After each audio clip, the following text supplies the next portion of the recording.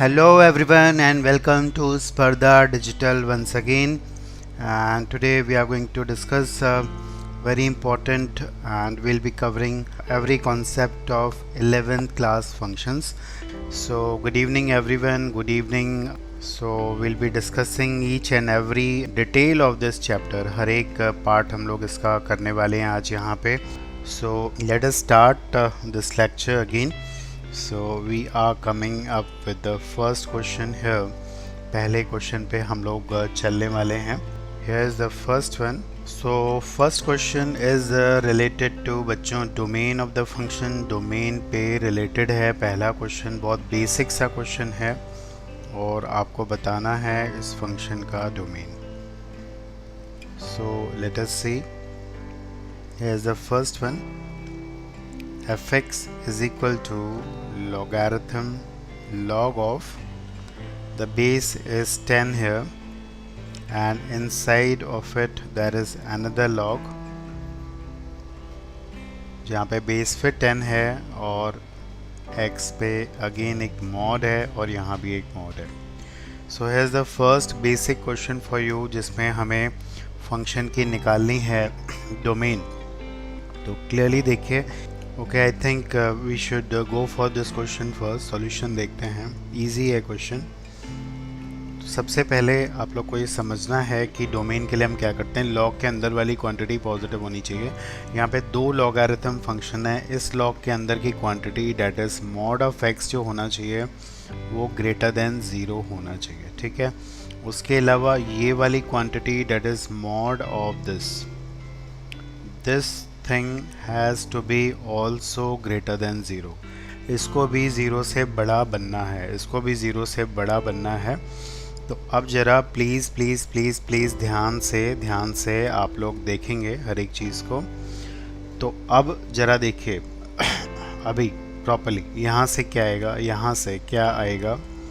x 0 नहीं होना चाहिए. सिर्फ x 0 नहीं होना चाहिए, बाकी x कोई भी वैल्यू ले सकता है. अगर आप नेगेटिव वैल्यू डालोगे तब भी मॉड पॉजिटिव होगा, पॉजिटिव वैल्यू डालोगे तब तो पॉजिटिव होगा. अच्छा, यहाँ पे अगर देखें तो क्या होगा. ये मॉड लगा हुआ है बच्चों.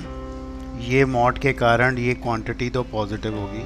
बस ये ध्यान रखना है कि ये क्वांटिटी जो होनी चाहिए, this thing should not be equal to 0, क्योंकि 0 का मॉड जो होता है वो 0 होता है. यानी कि मॉड ऑफ x जो होना चाहिए वो 1 नहीं होना चाहिए.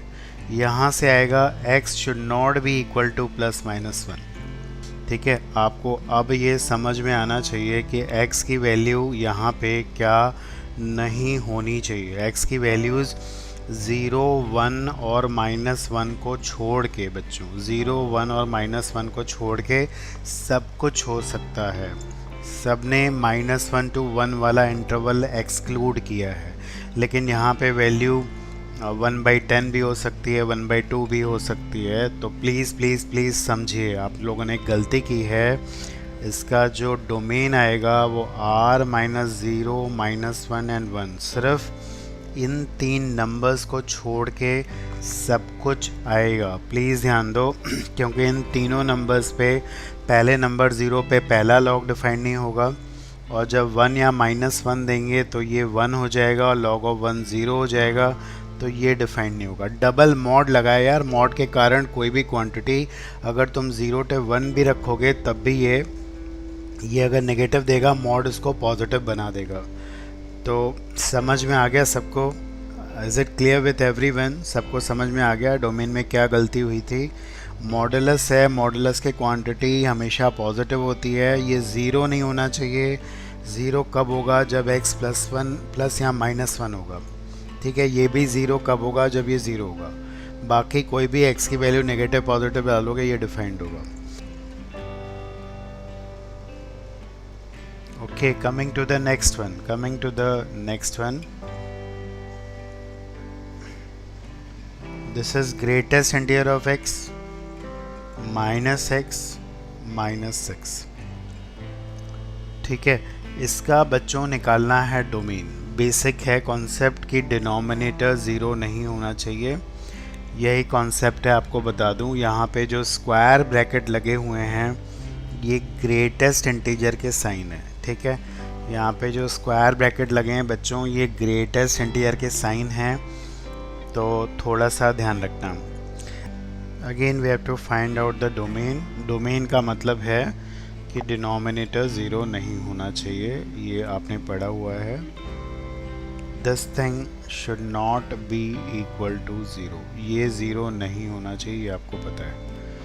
ओके एवरीवन कम ऑन, थोड़ा सा मैं हिंट कर दूं, इसके दो फैक्टर्स बनेंगे बच्चों, एक ये बनेगा और एक ये बनेगा, एक ये बनेगा और एक ये बनेगा, ये ज़ीरो नहीं होना चाहिए, ठीक है। द कॉन्सेप्ट इज कि this should not be equal to zero. Will take one more question on the domain, then will be moving to range and other concepts. Jayant थोड़ा सा आप मिस कर रहे हैं, ये ग्रेटेस्ट इंटीजर है, ये ग्रेटेस्ट इंटीजर है, ग्रेटेस्ट इंटीजर है, ध्यान रखिएगा। ये नॉर्मल ब्रैकेट नहीं है, it's a greatest integer. This greatest integer should not be equal to 3 and this greatest integer should not be equal to -2। Greatest integer 3 के बराबर कब होता है? जब x की वैल्यू 3 to 4 जाती है। जब x की वैल्यू 3 to 4 जाती है तब ग्रेटेस्ट इंटीजर 3 के बराबर होता है। और -2 के बराबर कब होता है? -2 के बराबर कब होता है? जब अंदर वाली वैल्यू -2 और -1 के बीच में होती है। नाउ x की ये वैल्यूज़ नहीं होनी चाहिए, आई रिपीट, x की ये वैल्यूज़ हमें नहीं चाहिए, ठीक है। तो हमारे पास बची कौन सी वैल्यूज़? क्या होगा डोमेन? अब आप समझ सकते हैं, the domain will be clearly here R minus these numbers. इनको इस इंटरवल्स को छोड़ना है, 3 to 4 वाले इंटरवल को छोड़ना है और -2 और -1 वाले इंटरवल को भी छोड़ना है, ठीक है। इसको हटाना है। यहाँ आप लिख सकते हैं -∞ to -2, ठीक है। फिर -2 से -1 वाला हटेगा, फिर आएगा -1 से 3 तक, और फिर 3 to 4 वाला हटेगा, फिर लिखेंगे 4 to ∞। This should be the answer. ये आंसर होना चाहिए, ये आंसर होना चाहिए। सबको समझ में आ गया कॉन्सेप्ट? सबको लॉजिक समझ में आ गई बच्चों? थर्ड क्वेश्चन पे मूव करें। Third question on the domain.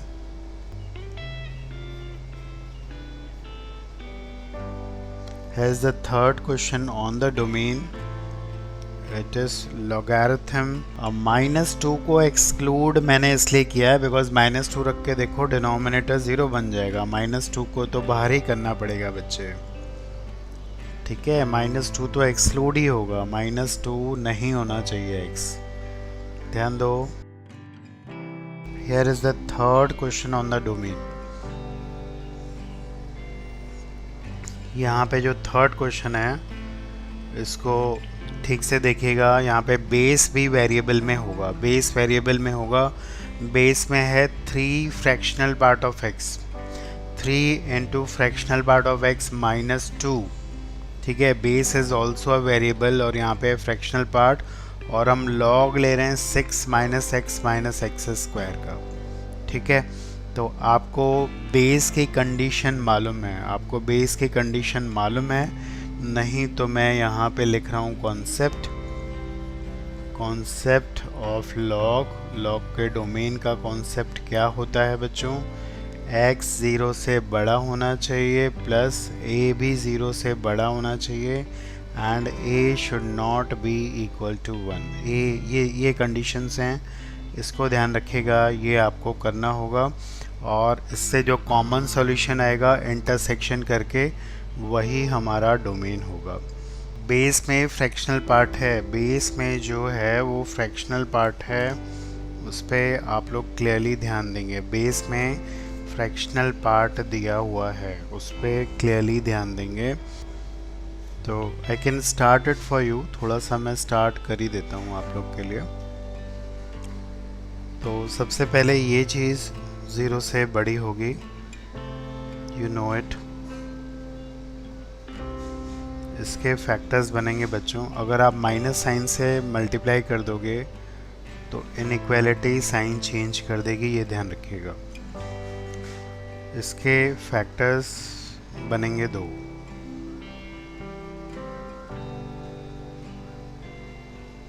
ठीक है, integers are to be excluded in above answer. Okay okay, देखते हैं। यहाँ से जो आ रहा है ये आ रहा है -3 से 2 तक। ये वाले इंटरवल में ये नेगेटिव होगा, इधर पॉजिटिव। तो अभी यहाँ से ये आ रहा है। ठीक है, सिर्फ इस पे कंडीशन लगाइए तो ये वाला आंसर आ रहा है। अब आपको देखना है कि जो हमारा बेस है वो पॉजिटिव होना चाहिए। Base has to be greater than 0। Base has to be greater than 0 मतलब फ्रैक्शनल पार्ट जो है वो 2/3 से बड़ी वैल्यू देना, and this should not be equal to 1। मतलब फ्रैक्शनल पार्ट हमें 1 नहीं दे। चलो, फ्रैक्शनल पार्ट तो हमें 1 देता ही नहीं है। ठीक है, फ्रैक्शनल पार्ट तो हमें कभी 1 देता ही नहीं है। ये तो इससे तो हमारा कोई प्रॉब्लम नहीं है। बस इतना ध्यान रखना है कि फ्रैक्शनल पार्ट की वैल्यू 2/3 से बड़ी होनी चाहिए। बस ध्यान रखना, 2/3 से बड़ी होनी चाहिए। अभी देखिए, इसका और इसका मेन कॉमन लेना है। आपको मेन कॉमन लेना है इन दोनों का solution.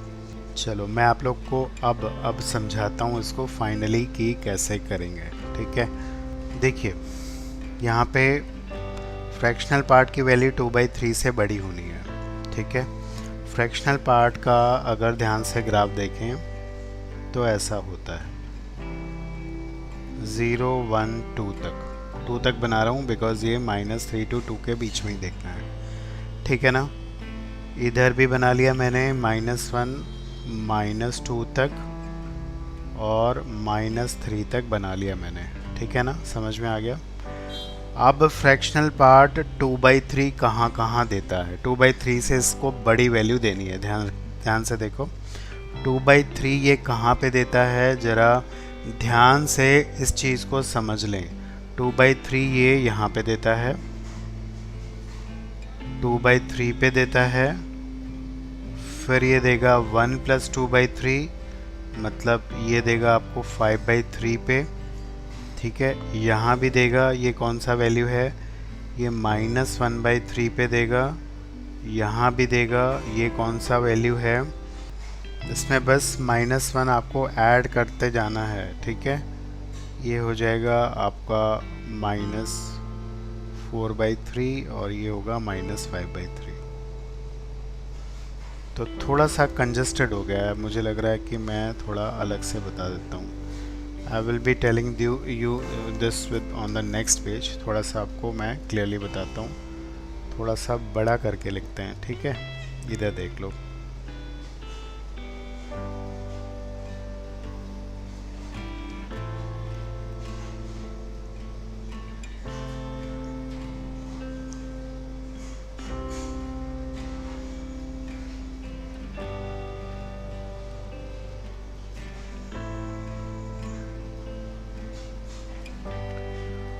Okay, see it again. दोबारा से देख लो बच्चों, दोबारा से देख लो। ठीक है, जस्ट वेट।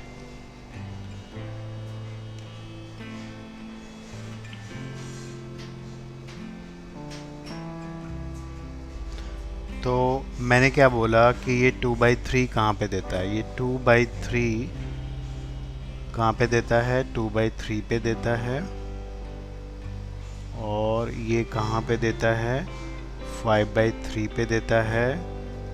यहाँ पे -1/3 पे देगा बेटा, ये देगा -4/3 पे और ये देगा -5/3 पे। ठीक है, अभी क्लियर है, विजिबल है। अब ज़रा समझो, 2/3 से बड़ी वैल्यू चाहिए, ये वाली वैल्यू चाहिए, ये वाली वैल्यू चाहिए। ये वाली वैल्यू आपको कब मिलेगी बताओ, जब आप कौन सी वैल्यूज़ पुट करोगे बेटा, ये वाली वैल्यूज़ पुट करोगे। जब आप 2/3 to 1 पुट करोगे जब आप 2/3 टू 1 पुट करोगे, प्लीज़ ध्यान रहो, 2/3 टू 1 पुट करोगे, फिर आप ये वाली वैल्यूज़ पुट करोगे, 5/3 टू 2 पुट करोगे, और कौन सी पुट करोगे, ये वाली वैल्यूज़ पुट करोगे, -1/3 टू 0 पुट करोगे, और कौन सी वैल्यूज़ पुट करोगे जब आप -4/3 टू 1 पुट करोगे, और फाइनली एक और इंटरवल है -5/3 टू -2 पुट करोगे। तो ये है कंप्लीट, ये है कंप्लीट हमारा answer. So a tough one, थोड़ा डिफ़िकल्ट मुश्किल प्रॉब्लम था, बिकॉज आप देखिए इन वैल्यूज़ पे आपको ये 2/3 से बड़ी वैल्यूज़ देगा, इन वैल्यूज़ पे भी 2/3 से बड़ी, इन वैल्यूज़ पे भी 2/3, इन वैल्यूज़ पे भी 2/3 से बड़ी वैल्यूज़ देगा, इन वैल्यूज़ पे भी 2/3 से बड़ी वैल्यूज़ देगा। So I do hope this is clear to everyone. This is clear to everyone. ठीक है, coming to the next part, that is the range of the function. हम लोग बात करेंगे अब रेंज की। रेंज पे कुछ बेसिक क्वेश्चंस को हम लोग करने जा रहे हैं। So let us tackle them. Right? पहला क्वेश्चन बहुत बेसिक है, बिल्कुल बेसिक है। इसकी रेंज बतानी है, इस फंक्शन का आउटपुट यानी कि रेंज बतानी है। So here is the first one, बहुत आसान है, बहुत इजी क्वेश्चन है। मैंने क्या बोला था, under root of anything, under root of anything is always positive. ये सिर्फ और सिर्फ पॉजिटिव वैल्यूज़ देता है। आप बेसिक से भी चल सकते हैं, x² is always greater than 0, -x² is always less than 0, 16 - x² is always less than 16। ठीक है, if you take the under root, so this will be less than 4, but ये नेगेटिव नहीं देता है तो यहाँ पे लगा देंगे 0 से बड़ा, तो इसका रेंज सिंपली 0 to 4 आएगा। ठीक है, 0 to 4 आएगा सिंपली रेंज, कुछ नहीं करना था। या तो मैक्सिमम मिनिमम से भी देख सकते थे, जब 16 में से तुम सबसे बड़ी वैल्यू सब्ट्रैक्ट करोगे तो सबसे छोटी वैल्यू आएगी। अब यहाँ पे सबसे बड़ी वैल्यू जो सब्ट्रैक्ट हो सकती है वो 16 सब्ट्रैक्ट हो सकती है, तो 16 में से 16 सब्ट्रैक्ट होगा। ज़्यादा सब्ट्रैक्ट करोगे तो ये इसके डोमेन में नहीं होगा, मतलब डिफाइंड नहीं होगा। तो 16 में से 16 सब्ट्रैक्ट करोगे 0 आएगा, और जब कुछ भी नहीं सब्ट्रैक्ट करोगे, जब 16 में से 16 सब्ट्रैक्ट करोगे तो 0 आएगा। जब 16 में से 0 सब्ट्रैक्ट करोगे, सबसे छोटा कम वैल्यू, तो उस समय पे मैक्सिमम वैल्यू आ जाएगी 4, तो रेंज क्या हो जाएगा, 0 to 4 हो जाएगा। This is the next one. अगर मैं सजेस्ट करूँ तो ग्राफ को आप यूज़ करेंगे तो बहुत आसानी से आप इसकी रेंज निकाल सकते हैं। तो यहाँ पे माइनस है बीच में, मैंने एक तरीका बताया था कि बहुत आसानी से मॉड को ओपन करने के चक्कर में मत पड़िए। 2 पॉइंट्स पे वैल्यू लिखिए, एक 1 पे लिखिए, 1 पे मॉड के क्वांटिटी 0 बनती है, और 3 पे लिखिए। अपने आप ग्राफ बनेगा और आपको साफ साफ रेंज नज़र आएगी, बहुत आसानी से आपको रेंज नज़र आएगी। ठीक है, तो बहुत इजीली कर सकते हैं इस क्वेश्चन को, बहुत आसानी से कर सकते हैं। So Arnav is giving answer 2 to infinity। Arnav बीच में प्लस नहीं है, आपने पता है इसका आंसर दिया है, आपने इसका आंसर दिया है, बता दूं, इसका आंसर दिया है। सब लोग इसको रिकॉल करिए, इसका ग्राफ कैसे बनाया था आप लोगों ने। इसमें हम लोग 1 रखते हैं और 3 रखते हैं। 1 पे ये 0 होता है, ये देता है 2। 3 पे ये 0 होता है, ये देता है 2। बीच में फंक्शन कांस्टेंट होता है। 1 to 3 के बीच में एक पॉजिटिव खुलेगा, एक नेगेटिव, फंक्शन कांस्टेंट होगा 2, और उसके बाद इधर होता है, इसके बाद इधर। तो इसकी रेंज आपको 2 to infinity दिखती है, इसकी है 2 to infinity। आपने यही आंसर दिया है, ठीक है, तो ये गलत हो गया है अर्नव जी। चलो देखते हैं 1 पे क्या वैल्यू आएगी इसकी, 0, इसकी वैल्यू आएगी 2। 3 पे क्या आएगा, 3 पे क्या आएगा, ये 0, ये आएगा -2। इसमें बीच में वेरिएबल होता है, 1 और 3 के बीच में ये लाइन आएगी ऐसी, समझे।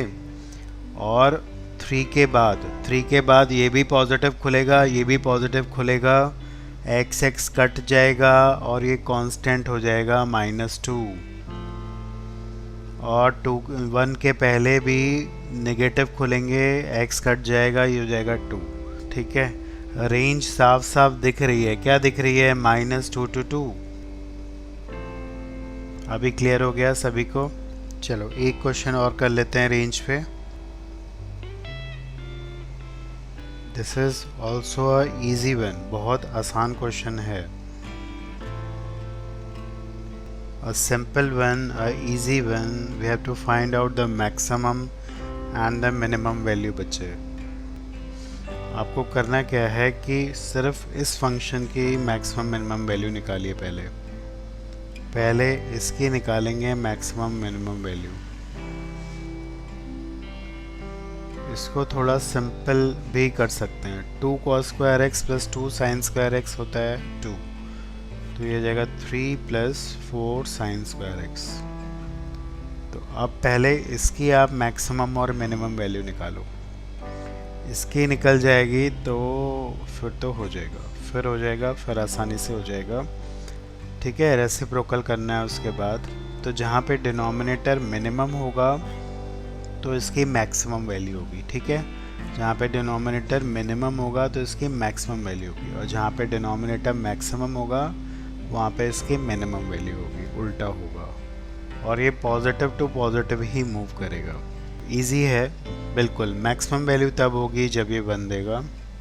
सो इसकी वैल्यू जो है मैक्सिमम होगी 7। ठीक है, इसकी मैक्सिमम वैल्यू 7 होगी। 2 cos square x plus 6 sine square x plus 1। और मिनिमम वैल्यू क्या होगी जब ये 0 होगा, मतलब 3 होगी। ठीक है ना, बड़ा इजी है। इसके बाद क्या होगा, 4 से डिवाइड कर लो। 4 से डिवाइड करेंगे, फिर इसका रेसिप्रोकल कर लो। इसका रेसिप्रोकल जब आप करोगे तो साइन चेंज हो जाएगी। ये ध्यान रखिए कि इसका रेसिप्रोकल करने पर 4/2 cos square x plus 6 sine square x plus 1 की वैल्यू 4/7। सब रेसिप्रोकल कर दो और इधर भी करना है, तो बिल्कुल ठीक आ रही है। 4/7 से लेकर 4/3 तक आएगा इसका range. Good. Okay, moving to the next part. तो आपको थोड़ा रिकैप करा देता हूँ नंबर ऑफ फंक्शंस पे, और इस पर कुछ अभी बहुत टफ क्वेश्चन नहीं कर सकते बिकॉज परमुटेशन का आइडिया नहीं है सबको, बट कुछ इसमें मैं चेंजेस करूँगा। पहले मैं थोड़ा सा कॉन्सेप्ट को रिकॉल कर दे रहा हूँ। ठीक है, नंबर ऑफ फंक्शंस या नंबर ऑफ मैपिंग, मैंने आपको बताया था कि अगर कुछ एलिमेंट्स हमारे पास इधर हैं, ठीक है, और कुछ एलिमेंट्स हमारे पास इधर हैं, y1 y2 and so on. अगर इधर m एलिमेंट्स हैं और इधर n एलिमेंट्स हैं, तो नंबर ऑफ फंक्शंस और नंबर ऑफ मैपिंग कितनी हो सकती है। ठीक है, आप इसको ऐसे समझते हैं कि पहला हमारे पास ये चॉकलेट्स हैं, ठीक है, एंड दीज आर किड्स। अब ये चॉकलेट्स एंड किड्स को बांटने हैं। पहला चॉकलेट हम m तरीके से दे सकते हैं, दूसरा n तरीके से, क्योंकि किसी को भी जा सकता है, इसको जाएगा या इसको, दूसरा भी n, तीसरा भी n, ऐसे m चॉकलेट्स हम लोग n डेज पर m तरीके से दे सकते हैं। इस सिंपल लॉजिक से काम करेंगे। तो अगर मेरे पास A सेट में 3 चॉकलेट्स हैं, 1 2 3, सारे डिफरेंट होंगे, और हमारे पास B सेट में 4 किड्स हैं, तो हम पहला चॉकलेट 4 तरीके से देंगे, दूसरा भी 4 से देंगे, और तीसरा भी 4 तरीके से दे सकते हैं। तो टोटल नंबर ऑफ मैपिंग या बोलिए फंक्शंस जो बनेंगे वो 64 बनेंगे। ये कॉन्सेप्ट हमारा हमें पता है, ठीक है। अब इस पे थोड़े थोड़े वेरिएशंस मैं कर रहा हूँ, ध्यान से करना है, ध्यान से करना है, ठीक है, बिल्कुल प्रॉपरली। तो यहाँ पे f एक फंक्शन है जिसके a सेट में a सेट आप जब ऐसे लिखते हो a to b का मतलब है mapping from a to b। a set यहाँ पे है जिसमें ये हैं 4 एलिमेंट्स बच्चों, और b सेट है यहाँ पे जिसमें फिर अगेन 4 एलिमेंट्स हैं, ठीक है। अब हम इसका पहला पार्ट आपसे पूछ रहे हैं, number of functions such that f of 1 की मैपिंग 1 से ना हो, ठीक है। मतलब पहला वाला चॉकलेट पहले वाले बच्चे को नहीं मिलना चाहिए, बाकी कोई रिस्ट्रिक्शन नहीं है। ऐसे ही इसी लॉजिक से आप करके देख सकते हैं। अभी जब हमने ये वाले निकाले थे तो कोई भी चॉकलेट किसी को भी मिल सकता था, ठीक है।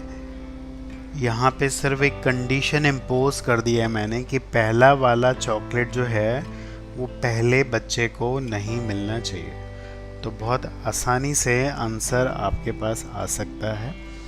इस लॉजिक को आप समझ चुके हैं कि पहला n तरीके से, दूसरा n तरीके से, तीसरा n तरीके से, वहाँ से आंसर आता है n रेज़ पावर m। यहाँ पे एक सिंपल सी छोटी सी कंडीशन इम्पोज की है कि पहला पहले के पास नहीं जाएगा, ठीक है बच्चों। देखिए पहला 1 पे नहीं जाएगा, पहला जो है पहला 1 पे नहीं जाएगा, पहला चॉकलेट जो है इस बच्चे को नहीं मिलना है, इसको नहीं मिलना है। तो पहला चॉकलेट के जाने के कितने तरीके हो गए? 3 तरीके हो गए। पहले के जाने के 3 तरीके, इसलिए मैं बोल रहा था इस लॉजिक को सुनो, नहीं सुना आप दोबारा सुनो। पहले चॉकलेट के जाने के 3 तरीके हुए, दूसरे के, लेकिन दूसरा तो 1 2 3 4 किसी के पास भी जा सकता है। दूसरे के जाने के 4 हुए, इसी तरह तीसरे के भी जाने के 4 तरीके हुए, और चौथे के जाने के भी 4 तरीके हुए। इसलिए ये आंसर आ जाता है 64 into 3 that is 192 and that is the correct answer, ठीक है। अब ये है करेक्ट आंसर। तो लॉजिक को समझिए, समझ में आ गया। पहला 3 को जाएगा, 1 को नहीं जाएगा, बिकॉज 1 पे 1 नहीं जाएगा, 1 को पहला वाला चॉकलेट नहीं मिलना है, ठीक है। 2 सेकंड वाला चॉकलेट किसी को भी मिल सकता है, 4 ऑप्शन है उसके पास, तो इसलिए इंटू 4 इंटू 4 इंटू 4 किया है, तीसरा भी और चौथा भी। ओके अंजू, देखो क्या हो रहा है कि पहला चॉकलेट देखो, पहला 1 पे 1 नहीं मैप होना चाहिए। इसका मतलब हुआ कि 1 को, अब इसकी मैपिंग तो यहाँ पे सबकी करनी है, तो 1 के पास ऑप्शन कितने हैं बेटा? 3 ऑप्शंस हैं, 3 ही हुए ना। 1 2 पे जा सकता है, 3 पे जा सकता है, 4 पे जा सकता है। और सेकंड वाले की मैपिंग के कितने तरीके हुए? सेकंड के भी 4 तरीके होंगे, वो किसी पे भी जा सकता है। और थर्ड के लिए 4 हो गए, फिर वो भी किसी पे जा सकता है, फोर्थ के लिए भी। सिर्फ 1 पे रेस्ट्रिक्शन है कि 1 1 पे नहीं जाएगा। अभी क्लियर हो गया?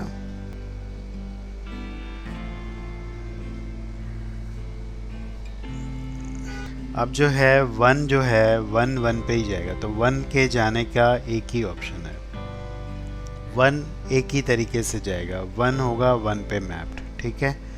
बाकी 2 3 4 के लिए कितने कितने ऑप्शंस हैं? 4 ऑप्शंस हैं, ठीक है। 4 इंटू 4 इंटू 4, अब आ रहा है 64। चलिए इसमें एक टाइप और करते हैं, ठीक है।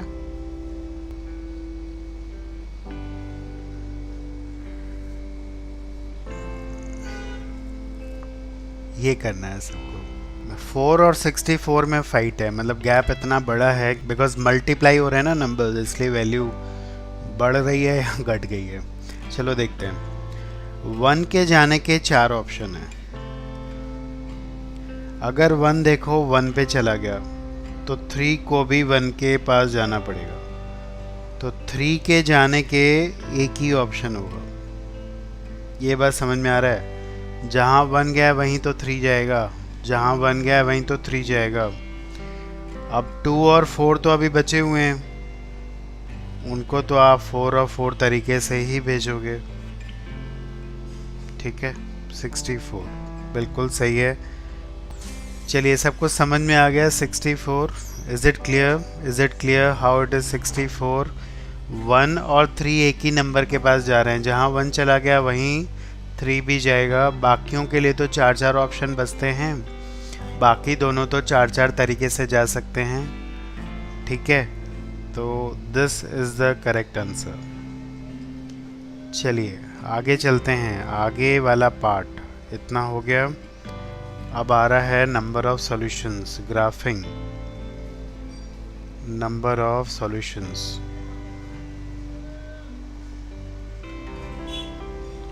The concept of graphs. ठीक है, सही से करेंगे, क्विकली करेंगे। 2-3 क्वेश्चन इस पे हम लोग फटाफट कर रहे हैं। Okay, here's the first one, here's the first one. Concept clear है? पहले ग्राफ बनाना है किसका? इसका। And we have to form the graph of this, then we have to give number of solutions. Graphing में दिक्कत है, थोड़ा क्लियर कर ले। देखिए, 3 raise to the power x का ग्राफ ऐसा था। 3 रेज़ पर माइनस माइनस जब लगता है तो क्या होता है? इधर वाला इधर, इधर वाला इधर। ठीक है, और जब x पे मॉड लगता है तो क्या होता है? ये वाला पार्ट गायब हो जाएगा और इसकी भी मिरर इमेज बन, जो इधर बना है वह इधर बन जाएगा। तो ये हुआ है इसका। ठीक है, इसका ग्राफ बनाते हैं। मॉड एक्स का ग्राफ ये होता है बेटा। फिर से रिकॉल करिए, रिपीट कर रहा हूँ मैं। माइनस लगाओगे तो क्या होगा? पूरा ग्राफ नीचे आ जाएगा, ये इसका होगा। और 4 जब ऐड करोगे तो क्या होगा? 4 यूनिट ऊपर शिफ्ट हो जाएगा। समझ में आ गया? ये पूरा 4 यूनिट ऊपर शिफ्ट हो जाएगा। तो अब दोनों का बना दीजिए साथ में, दोनों का बना देंगे साथ में तो आंसर आ जाएगा। पहला ऐसे बन गया और दूसरे वाले का मतलब इसका भी यहाँ पे बना दीजिए, वो ऐसे बन गया। ठीक है, ये हो गए तुम्हारे 2 सॉल्यूशंस, 2 सॉल्यूशंस। बिल्कुल सही है, मैक्सिमम लोगों का बिल्कुल सही आ रहा है answer. It's good, it's good. I do hope सबको समझ में आ गया। Coming to the next one. पहले इसका बनाना है ग्राफ आपको। इसके 2 फैक्टर्स बन रहे हैं, 1 और 2।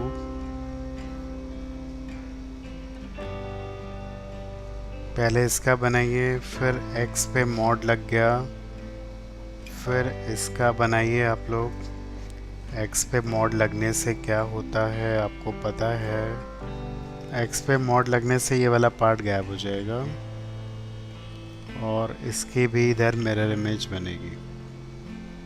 ठीक है, और फिर पूरे फंक्शन के बाहर मॉड लगेगा तो क्या होगा?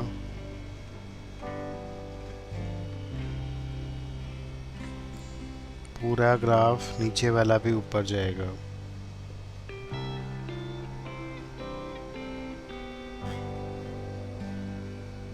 ठीक है, अब इसमें थोड़ा सा आप लोग को ध्यान देना है, आगे वाले पार्ट पे ध्यान देना है। 0 पे इसकी वैल्यू जो है ये ध्यान रखिएगा 2 है, ये 2। 9 रेज़ पर x नीचे से जाएगा बिकॉज 0 पे इसकी वैल्यू 1 होती है, ऐसे जाएगा। अब इधर वाले पे कट करेगा या नहीं कट करेगा ये थोड़ा सा ध्यान देना, आगे ये कट करेगा या नहीं कट करेगा, this is what you have to see. देखिए ये वाला पॉइंट जो है ये 1 था, ये 2 था, बीच वाला पॉइंट है कितना है 3/2। 3/2 पे इसकी वैल्यू कितनी है? 3/2 पे इसकी वैल्यू है 9/4 minus 9/2 plus 2, so that is equal to how much? This is I think 1/4। ये 1/4 है इसकी वैल्यू यहाँ पे, ठीक है। ये वैल्यू 9/4 3/2 पे ये 1/4 है, मतलब कम है, जबकि 3/2 पे इसकी वैल्यू जो होगी वो ज़्यादा आएगी, तो इसलिए ये ऊपर से ही जाएगा। Is it clear to everyone? समझ में आ रहा है आप लोग को? तो पॉइंट्स जो होंगे वो आप लोग को बहुत क्लियरली बता दें। ऑल्दो इवन इनफैक्ट इधर वाला पार्ट जो है थोड़ा सा और थोड़ा क्लियर हो जाइए, ये हम लोग क्लास में थोड़ा सा आपको और बताऊंगा मैं कि इस वाले पार्ट को, आई एम सॉरी, इधर तो जाएगा और इधर वाला पार्ट भी ये ऐसे जाएगा, ये हमेशा ऊपर रहेगा। 9x जो है वो ज़्यादा वैल्यू देगा एज़ कम्पेयर टू दिस। तो जो कटिंग पॉइंट होंगे 1 2 3 4 5 कटिंग पॉइंट होंगे, 5 सॉल्यूशंस होंगे, आगे भी ये क्रॉस नहीं करेगा, ठीक है। थोड़ा सा ये कैलकुलस का होगा कि करेगा या नहीं करेगा, ये हम एक बार क्लास में डिस्कस कर लेंगे, ठीक है। तो अभी फ़िलहाल आप इसके 5 सॉल्यूशंस लिखेंगे, ठीक है। अभी फ़िलहाल आप लोग इसके 5 सॉल्यूशंस लिखेंगे। अच्छा, एक बात और है कि इस पे भी देख लीजिएगा कि इसकी वैल्यू, मतलब यहाँ पे कट कर रहा है कि नहीं कर रहा है, ये भी थोड़ा सा ध्यान दीजिए ना, कि ये वाला भी एक बार चेक कर लो यार। आई थिंक -3/2 पे भी इसकी वैल्यू 1/4 है, और -3/2 पे इसकी वैल्यू कितनी है एक बार देखना, 1/27 है, तो डेफिनेटली ये नीचे से जाएगा, ठीक है। कट करेगा तो 5 सॉल्यूशन अभी आप लिखेंगे, 5 solutions are there, got it. तो ग्राफिंग वाले क्वेश्चंस आप लोग के क्लियर हो चुके हैं। Now we are moving further on the last part, और ये रिज़ल्ट वाला पार्ट है, आप लोग को बताए गए हैं रिज़ल्ट्स, तो कुछ रिज़ल्ट्स पे हम लोग काम कर लेते हैं फटाफट से। पहला है f(x) is a polynomial function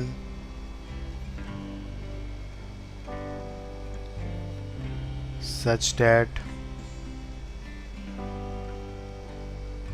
f(x), देखें कितना याद है, आप लोगों ने बोला था इसको भी रिकैप करने के लिए, so we are doing it for you. And f of 10 is equal to -99. What is f of 5? इसी तरह सेकंड भी मैं दे रहा हूँ आप लोग को।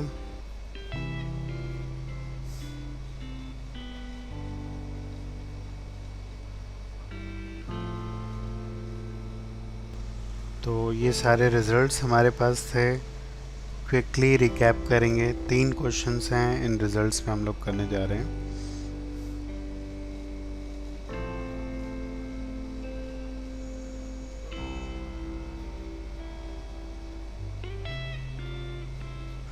Okay, quickly we are going to recap these 3 concepts. ये तीनों इम्पोर्टेंट क्वेश्चंस थे और रिजल्ट्स थे। आई डू होप आपने रिकॉल किए होंगे।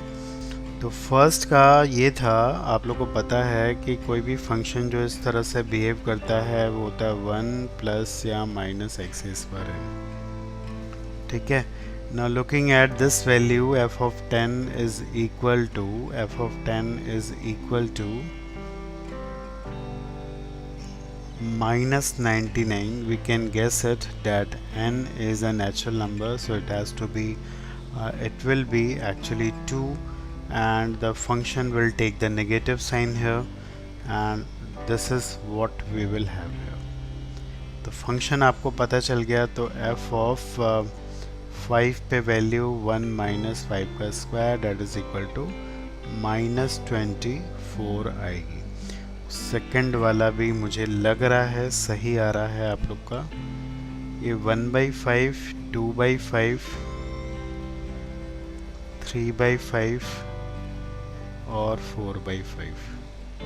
तो हमने बताया था कि ऐसा कोई फंक्शन होता है, it has a very important property that the sum of x and 1 minus x, the sum of the values at x and 1 minus x is always 1। तो अगर पहले वाले टर्म को हम लोग x मान लेते हैं तो ये 1 माइनस एक्स होगा, इन दोनों के सम का आउटपुट 1 आएगा, और इसी तरह ये x है तो ये 1 माइनस एक्स होगा, इन दोनों का भी 1 आएगा, तो 1 + 1 दैट इज इक्वल टू 2। तो ये आएगा। थर्ड के लिए एक आप लोग कर लीजिए, एक जीपी का सम लगेगा, शायद 10 सबको मालूम नहीं होगा, वो थोड़ा सा मैं बता दूंगा। पहले आप लोग इसको एक एक करके वैल्यू बताइए क्या क्या आएगा।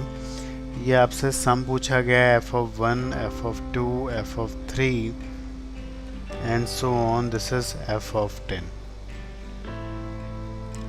ठीक है, ये आपसे पूछा गया है। फिलहाल यहाँ पे ये चीज़ जो है हमसे पूछी गई है, तो कैसे निकालेंगे ये थोड़ा सा, अगर आपको एज ए स्टैंडर्ड ये फंक्शन याद है तब भी कर सकते हैं, लेकिन उसके बगैर भी कर सकते हैं। आप यहाँ पे कोई भी वैल्यूज़ को पुट कर सकते हो बच्चे। अगर हमें 3 पे वैल्यू दी है 64, ठीक है, 3 पे वैल्यू 64 दी है, तो हम लोग बाकी पे भी वैल्यू निकाल सकते हैं, बाकी पे भी वैल्यू निकाल सकते हैं। तो थोड़ा सा ध्यान दें, आपको यहाँ से वैल्यूज़ बाकी जगह पे भी मिल सकती है। ओके, थोड़ा सा मैं बता दूँ, आप लोग को पता है कि ऐसा कोई फंक्शन इस टाइप का होता है, ठीक है, और 3 पे अगर 64 दिया हुआ है तो a जो हो जाएगा यहाँ से, a will be equal to 4, so the function is 4⁻x। तो अभी जो f(1) हो जाएगा वो 4 हो जाएगा, f(2) हो जाएगा 4 का स्क्वायर, 4 का क्यूब, और इस तरह से हो जाएगा 4⁻10। अब इसका जो सम है आप वैल्यू निकाल के नहीं करेंगे, ठीक है, आप वैल्यू निकाल के नहीं करेंगे, ठीक है। तो कैसे करोगे, ये एक जीपी होती है, आपको क्लास में भी थोड़ा समझा दूंगा। इसको बोलते हैं ज्योमेट्रिक प्रोग्रेशन,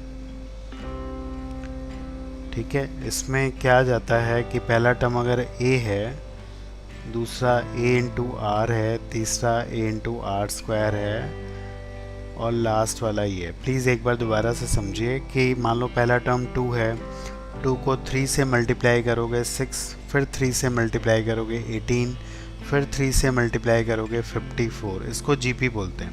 एपी में जैसे एक टर्म ऐड करते जाते हैं, जीपी में एक टर्म मल्टीप्लाई करते जाते हैं, तो इसमें इसको जीपी बोलेंगे इस सीरीज़ को। देखिए यहाँ पे 2 है, फिर 3 से मल्टीप्लाई हुआ है, फिर 3 से मल्टीप्लाई हुआ, फिर 3 से, तो यहाँ पे a जो है वो 2 है, और r कितना है, r है 3। तो ऐसी सीरीज़ का जो सम होता है वो होता है ये सम होता है, ठीक है। एक बार रिज़ल्ट इसको लिख लीजिए, ये जीपी का सम होता है। तो जैसे इसका मुझे 10 टर्म्स तक का सम निकालना है, तो ये हो जाएगा 2, r है 3 रेज़ पर 10 -1 अपॉन 3 -1। क्लियर है। अब इसमें ये भी एक जीपी है, इसलिए बताया है। इसमें a भी 4 है और बेटा r भी 4 है, समझ में आ गया। a और r दोनों 4 है, ये क्लियर है सभी को। प्लीज़ रिप्लाई इट फास्ट ताकि मैं बता पाऊँ फाइनली इसका सम कैसे हम लिखेंगे। अब तो आप भी लिख सकते हो। a पता है, r पता है, n है नंबर ऑफ टर्म्स, यहाँ पे n की वैल्यू 10 है। तो जल्दी से बताओ कि ये जीपी समझ में आ रही है, ये रिज़ल्ट आप लोग को समझ में आ रहा है। तो अब आप इसका सम लिख सकते हो, अब आप इसका सम लिख सकते हो। कैसे लिखोगे, ठीक है। a तुम्हारा है 4, R we have 4, ये GP में पढ़ोगे, मतलब अभी काम आ रहा है तो इसलिए दिक्कत नहीं है। N है 10, तो ये हो जाएगा सम, ये हो जाएगा बच्चों सम, ठीक है। GP का सम है, इस तरह से करेंगे, ठीक है, तो ये आ जाएगा sum. Is it fine with everyone? बताइए, क्लियर हो गया, समझ में आ गया बच्चों?